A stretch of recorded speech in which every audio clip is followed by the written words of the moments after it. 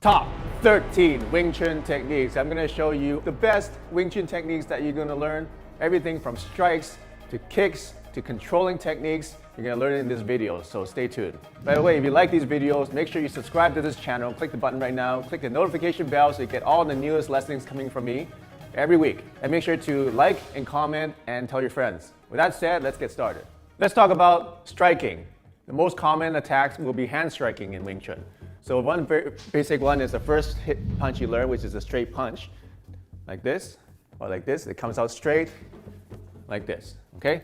So either if you're close range, you can be like this. If you're further away, like Bruce Lee kind of uses it like this as a straight punch. But it's a vertical fist instead of a horizontal fist. So you can do it like this. You can use it to slice into his attack, like this, boom, slice in. See, this deflects him this way, and then this goes into the attack. Or you can slice in this way, boom, slice it in like that. So this deflects his punch. See how it's aiming at me right now? I use this to deflect it. Now he's aiming that way, and now I'm aiming at him, okay? So that's one way of using the straight punch. It's not just a punch, you're actually using your forearm to deflect. Or you can even use your forearm to control, okay? Another way to use this is use this in a chain blast, like this. So punch consecutively. So you see, each little movement is actually controlling his arm. If the other arm gets in the way, I can grab this and then do another punch, okay? We punch the face, but there's another really good target, which is the solar plexus, okay? So you can punch him in the solar plexus like this. If you're further away, boom, like that. Left hand, boom, solar plexus, okay? Or if you're in the side here, you can punch on the ribs like this, boom, like that. Especially if he's opened up like this, you can punch him in the ribs. Or if he's got like his arm horizontal trying to block you up here, you can grab it and punch his ribs here. So that is the straight punch. Technique number 2 is the bak sao, or the whisking hand, okay? In the technique, in the form, we do this, right? Or in the Wing Chun tummy, we do this, okay? So what this is really good for is for chopping the neck. Let's say he didn't remember the block. Well, I can easily chop him in the neck, in the throat, very sensitive area. Even big tough guys like this won't condition their necks and their throat. So all this muscle is, if you hit here, nothing happens, right? If you hit here, nothing happens. If you hit the throat, boom, like that, that's pretty painful, even for a big guy like Will here. So very effective. Another way you can use it is use it on this part of the nose, which is very sensitive. And what you do is you can go like this and then push it backwards to get his head back. And then you can make him do a takedown. I won't do all the way today because there's glass on the floor, so, okay? So either use it like really quickly, or you can use it, hit it in, and then push it back like that. So we want to roll it up the nose like that. So that's called a bak sao, whisking hand, or just a chop, okay? Other ways you can use it is you use the reverse of it, like this, okay? Which brings us to the technique number 3, which is the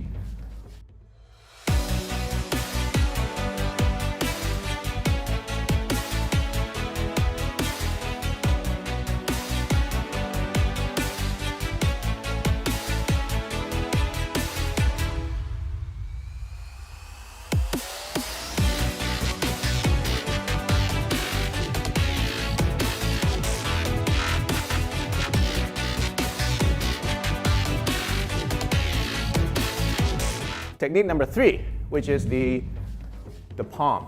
So sometimes you want to hit the jaw like this. Like on this side, you want to hit the jaw like this. And this technique, the diagonal palm, fits perfectly on the jaw here. And there's a lot of nerves on the jaw here that cause knockout. So if you go hit boom like this, right on the jaw, you're using this part, the hard part of your palm. You're not using the middle because that's soft, okay? So using the hard part, especially this little bone here, this little bone in the corner of your palm, and you're aiming that downwards, boom, onto the jaw here. And that can cause a knockout if you do it hard enough and fast enough. So boom, like this, okay? So many people think that the palm is just for pushing and pushing. You can use it for that, but the palm is actually, you can use it for snapping down with the bottom of this thing, like snapping down like this. So you snap down, bump, bump. Okay, instead of going pushing in, you're snapping down with your wrist. Okay, so that's the third technique, which is the palm. So you're not just pushing out, you're actually snapping down and out at the same time, boom, like that, right into the jaw. So another way to use this is on the ribs. And I've actually accidentally broken somebody's ribs doing this before, so you gotta be careful, all right? So this is called a stamping palm. It's like a stamp, you know, I don't know if people use stamps anymore, but you have a stamp, you put it in the ink, and then you kind of stamp it down, right? So you kind of roll it over the paper. That's what you want to do. You kind of start with your fingers and you roll it down. And what that does is that when you make contact with the person's muscles kind of tend to relax because it doesn't feel a sudden impact. So when you touch somebody like this, they kind of relax. And then boom, and then you put it in the rest of the palm. Again, this part, then it actually lets the impact sink deeper into the target. So we can use it here, you can use it here, or you can use it at the ribs, like this. Okay, don't do it in the stomach, nothing happens because there's no vital areas here. Okay, do it around the ribs. Okay, so knock the wind out here. That's what you want to do. Technique number 4 is the thrusting fingers, or the beauty. So this is very lethal because it's very fast. It's your longest reach because you have your fingers extended, but you have to be very precise. Because if you do this, then you're gonna miss. Do this, doesn't do anything to the body really, unless you like train for 10 years to condition your fingers. But most people, you can condition your fingers to a point where you can cause some damage to the eyes or the throat. Okay, so those are the 2 targets for beauty. Beauty means thrusting fingers. So you can go directly to the eyes, directly to the throat, to the carotid artery, or it is called like stomach 9, I think. So there are many soft points here, or you can go directly into the throat, the windpipe, which is here, the soft part. Okay, so those are good places. The windpipe is very soft. Even big guys like that can't condition them. Right here, okay, right here, the arteries here, okay, and obviously the eyes. Okay, so this is very fast. So this is very good for a first attack, boom, like that. Okay, it's very hard to see. My hands are down, he doesn't expect me to attack. I'm talking to you, and then boom. So far, we talked about a lot of hand striking techniques. So those are the 4 hand strike techniques that are very common in Wing Chun and very practical and very useful. There's another technique using sort of the arms, but not the hand, is the elbow. Okay, so the elbow is used like this. Because his elbow is shorter, I can't reach him.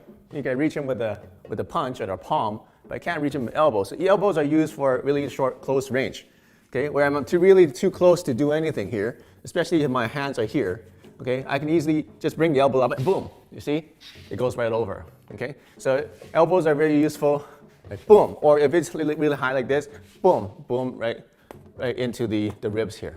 Okay, so elbows, you can elbow across like this, or you can elbow from up to down, okay, or you can elbow from down to up. Okay, for example, you want to elbow the underneath of his arm, which is another pressure point here. You could go boom, okay, bring it up. See, it's pretty painful. So across and up and down. And then also you can go up like this, up, okay? But if you're close, with this one, you can go across, up and down, or you can go up. Up, you can hit if you go up, let's say you're here, you can actually use this elbow, boom, and go inside like that, boom. All right? So there's many ways to use the elbow. In Wing Chun, mostly it's actually across and down. Wing Chun doesn't really do this, but actually it's pretty effective as well. So you go boom, right into the chest, or boom, right into the ribs, right? Use this sinking and spear action, the elbow spear, boom, like that. Wing Chun technique number 6. We talked about some hand attacks, elbows, and now we're going to show you some kicks. So in Wing Chun, there's not that many kicks, there's only a couple. So first one is just a tan ge, okay? So it's not a kick that I'm going to start here and then boom, like that. I'm not going to have that much time to go take this leg and kick him. I'm just going to raise it from here, boom, right away, right on the knee like that, okay?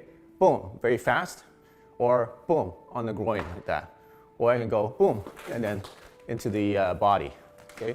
So it's very hard to see, especially if you're farther range, right? I can't reach him with my hands here, see? Even if I lean, it's kind of hard for me to reach. But look how close my foot is, boom, there, okay? So I can reach him, and then what that does is it drops his attention to his knee, and hopefully his guard drops, and then I can set it up for another attack up top, okay?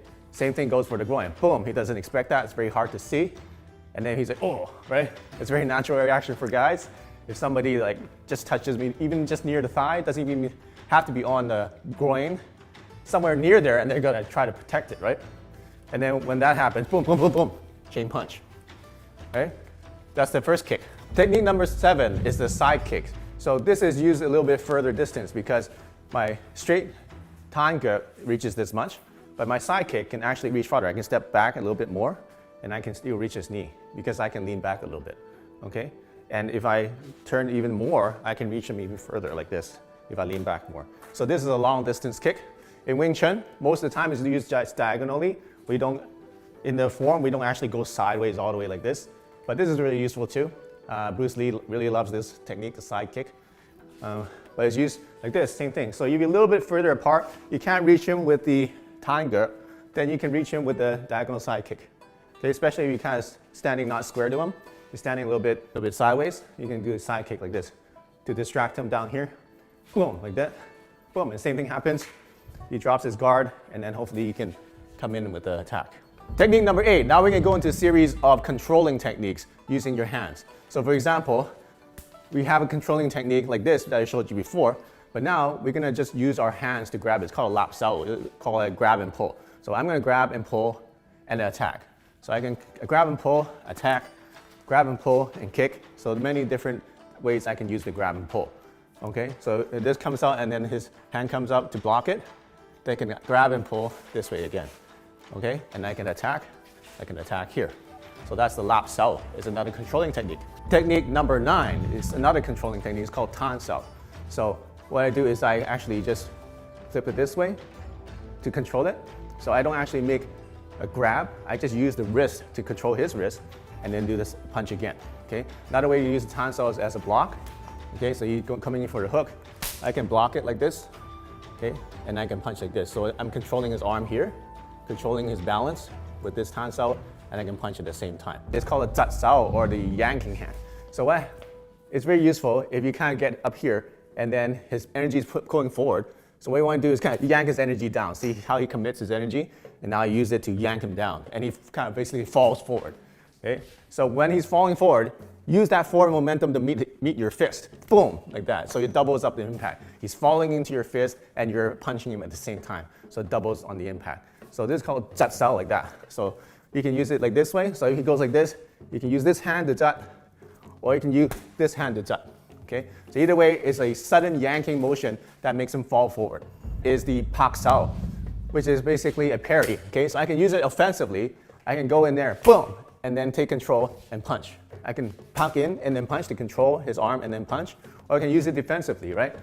I just kind of parry, boom, boom, boom, like that. So it can be used both defensively and offensively. The cool thing about the pak sao is that you can use it as an attack after you pak. So you go pak, right? You can continue and then use it as an attack at the same time. So you parried and then boom, you continue it. You continue the block and turn it into an attack. And just let it go like this, okay? So continue, as long as his punch is already redirected, then you can actually turn it into attack.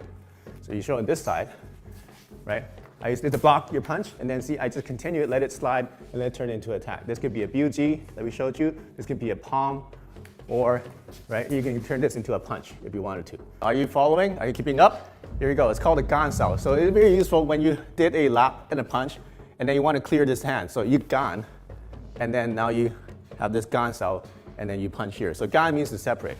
Another way you could use it is for against hooks, right? So gan sao. Okay, this blocks the low hook and lets you attack up here. Do another one, boom.